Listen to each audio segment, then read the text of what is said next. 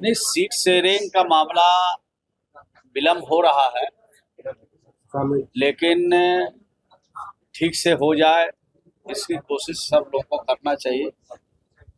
और जो विलम्ब हो रहा है उससे थोड़ी दिक्कत हो रही है, तो जल्दी से जल्दी करना चाहिए। बड़े नेताओं को बैठ करके एक साथ मिल बैठ के इसका हल निकालना चाहिए। तो सर आज ये किसके कारण हो रहा है? बैठ नहीं रहेंगे लोग, बड़े नेता कहीं ना कहीं एंगेजमेंट रहता है उसके हिसाब से, लेकिन इसको प्रायोरिटी में करना चाहिए। इंडिया गठबंधन के सभी नेताओं को मिल बैठ जेडीयू ये तक दे रही है कि भाई हम गठबंधन की सीटों के बंटवारे पर हम आरजेडी कांग्रेस से क्यों बात कर रहे हैं? आरजेडी कांग्रेस से बात करें नहीं, चाहे जिनके साथ जिनको बैठना है वो बैठ करके मिल बैठ करके इसका हल निकालना चाहिए, और जल्द से जल्द हल निकल जाए इसकी पूरी कोशिश करना चाहिए। जेडीयू पहल क्यों नहीं कर रही है? नहीं, जेडीयू क्यों नहीं पहल करेगी? जेडीयू पहल करती ही है, बाकी और सब लोग मिल करके बैठ करके इसका हल निकालें। लगता है कांग्रेस ने कहीं उलझाया हुआ है। कांग्रेस पर आप लोग कहा है डीले कर रही है कांग्रेस। नहीं, डीले तो हो रहा है, ये बात अलग है, लेकिन अभी कारण कौन है ये कहना मुश्किल है। हम तो छोटे वर्कर होने के नाते, कार्यकर्ता होने के नाते मैं ये कहूँगा कि इसका निपटारा जल्द से जल्द मिल बैठ करके करना चाहिए, ताकि इंडिया गठबंधन और तेजी से काम कर सके, मैदान में, फील्ड में, लोगों के बीच में जा सके। 10 सीटों की मांग है सर, क्या बात कर रहे हैं? आपके नेता इंडी गठबंधन, आप इंडिया बोल रहे हैं, इंडी है या इंडिया है? स्पष्ट करिए। अरे भाई, ये बोलने में कुछ त्रुटि नहीं हो जाती है? अब हम ही बोल रहे हैं, सब बात में कुछ न कुछ त्रुटि निकालिएगा तो निकल ही जाएगा। तो इतना मेन मिख मत निकालिए। जो भी हम लोग के नेता है, इंडिया गठबंधन, हम सब लोग नेता जानते हैं, इंडिया गठबंधन में ही हम लोग मिलकर के काम कर रहे हैं और आगे भी काम करें, इसकी पूरी कोशिश है कि हम लोग सब मिलजुल के काम। भाजपा वाले इंडी गठबंधन क्यों करते हैं? भाजपा वाले, अरे भाजपा वाला तो राम को भी हाईजैक कर रहे हैं, भाजपा वाले तो पूरा धर्म को हाईजैक कर रहे हैं। भाजपा वाले क्या कह रहा है? इधर आज चुनाव खत्म हो जाएगा और उसके बाद न कोई वो पूजा करने वाले हैं, न मंदिर जाने वाले हैं। दे दो राम, दिला दो राम, और लोकसभा का सीट दिला दो राम का, मिल जाएगा, उसके बाद घर बैठ। बिहार का मॉडल देश में चलता है, यूपी का मॉडल नहीं चलता है देश में। जो बिहार करता है उसका अनुकरण दूसरे प्रदेश करते हैं। तो बिहार का अनुकरण करना चाहिए पूरे देश को, कि हर लोगों को मकान चाहिए, हर लोगों को बिजली चाहिए, हर लोगों को पीने का शुद्ध पानी चाहिए। ये सारी चीजें जो बिहार करता है उसको मॉडल के रूप में आज पूरी देश की जनता पसंद कर रही है। अपनी सोच है।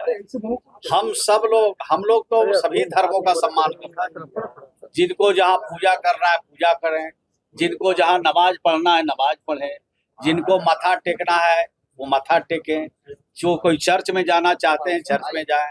तो ये तो सभी धर्मों का संगम है बिहार, और इस संगम में जहाँ जो डुबकी लगाना चाहते हैं लगावेंगे, कोई एतराज नहीं है। सर एक सवाल है, सर एक सवाल है, 21 क्या फिर से होगा सर? वो तो 21 को वहाँ झारखंड में हो रहा है और 24 को यहाँ होगा। उसके बाद उत्तर प्रदेश में भी रैली होगी। सर जहाँ पे बनारस में रैली होगी, उत्तर प्रदेश में होगी, बनारस में भी होगी, क्यों नहीं होगी? पूरे देश में नीतीश कुमार जी घूम घूम के रैली करेंगे। सर एक सवाल है कि आखिरकार इसका क्या कारण? अच्छा, आप पहले बच्चा थे अब जवान हो गए, पहले बड़ा कैमरा रखते थे अब छोटा कैमरा ले रहे हैं, पहले आप बिहार से जब हम लोग उसे लेते थे अब राजधानी में ले रहे हैं। इसमें क्या है? प्रमोशन नहीं होता है? प्रमोशन हुआ ना आपका? राम होगा, कोई कारण कहाँ? अयोध्या में राम। अरे भाई, जब पूजा करने के लिए किसी से इजाजत की जरूरत है, मंदिर में, मस्जिद में, गिरजाघर में जाने के लिए किसी का न्योता की जरूरत है, निमंत्रण मिला है, लेकिन आपके उद्घाटन में शामिल हो, आपके सहयोगी दल के मंत्री कहते हैं बार बार की गुलामी का प्रतीक है मंदिर। अरे जो बोलते हैं उनको बोलने दीजिए ना भाई। आप लोग कहते हैं सभी धर्मों का सम्मान करो, सभी व्यक्ति का सम्मान करो।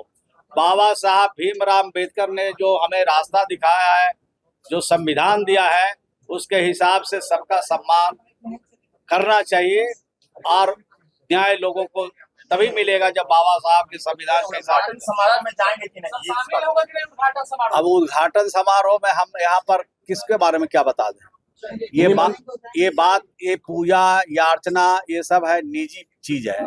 तो निजी राय जो जाना चाहेंगे, जो नहीं जाना चाहेंगे उनसे ना पूछेगा। निमंत्रण मिला है किनको? आप लोग? अब हमारे पास सब पूरा रिकॉर्ड है बिहार देश भर का।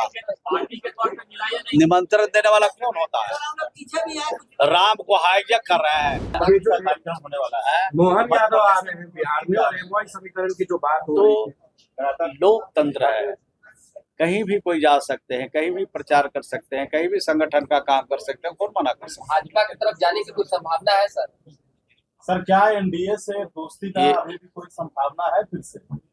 जब हमने कह दिया कि इंडिया गठबंधन में है तो उसके बारे में आपको जानने की क्या लालसा? तो 12 सीट से लेकिन मंत्री जी भारतीय जनता पार्टी एक एक सीट पर 5-5, 6-6, 8-8, 10-10 नेता का ज्वाइनिंग कराया है और सबको उसने कहा कि भाई आपको लोकसभा लड़ाएंगे, तो टिकट तो एक ही देंगे वो। आज जिसको नहीं देंगे तो वो 6 नेता 7 नेता जो एक लोकसभा सीट में चुनाव लड़ने के लिए गए हैं वो वहां रहेंगे कि भागेंगे? यानी भाजपा में भागदड़ मचेगी कि लोग रहेंगे उसमें, भागेंगे सब लोग। मकर संक्रांति के बाद कुछ ये जीतन मांझी भी कह रहे हैं कि नीतीश कुमार का बॉडी लैंग्वेज जो है वो खराब हो गया है खरमास के बाद जो है। सर मकर संक्रांति के बाद अरे भाई जीतन राम मांझी जी को कौन नोटिस ले रहा है? जहाँ वो गए हैं वहां वाले नोटिसे नहीं ले रहे हैं, तो कुछ से कुछ बोलते रहते हैं। तो बोलने दीजिए, उनका ये काम है और उम्र भी काफी हो गया है, तो कुछ बोल बाल के अपने मन को शांति रखना चाहते हैं, तो हम लोग क्या करें? खरमास के बाद कहा जा रहा है कि कुछ होगा बिहार में। संभावना है खरमास के बाद? खेला होगा बिहार में। आप ही लोग को ज्यादा मालूम रहता है।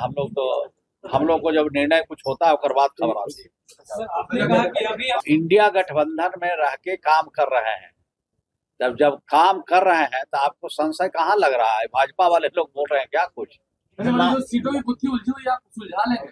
जो सीट सरिका समय आते ही सारे मामले हल कर लिए जाएंगे। समझौता करेंगे?